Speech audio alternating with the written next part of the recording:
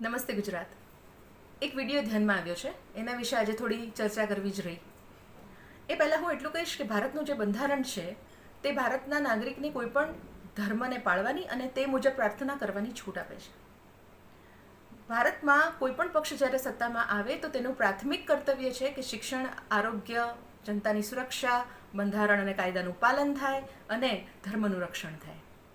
હવે આમાં જ્યારે આપણે ધર્મની વાત કરીએ છીએ ત્યારે ધાર્મિક સ્થળ કાયદેસરની જગ્યાએ હોય તો તેને કોઈ પણ અડી શકતું નથી, પણ જ્યારે દબાણ હેઠળ હોય તો તેને દૂર કરવાની જવાબદારી સરકારની છે અને કાયદાનું પાલન કરીને સરકાર યોગ્ય પગલાં લઈ શકે છે. જાહેર રસ્તા ઉપર પ્રાર્થના કરવાથી એ અગવડનું કારણ બની શકે છે અને ધર્મ બાધક ન બનવું જોઈએ અને તમામ ધર્મોએ આ વાતનું ધ્યાન રાખવું જોઈએ.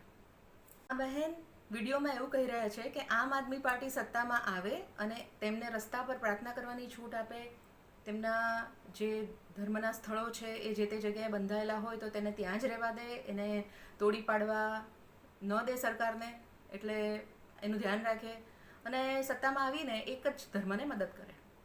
હું એટલું કહીશ કે સરકારનું મુખ્ય કાર્ય શિક્ષણ, આરોગ્ય અને જનતાની સુરક્ષા છે અને ધર્મનું રક્ષણ છે અને એમાં બધા ધર્મો આવી જાય.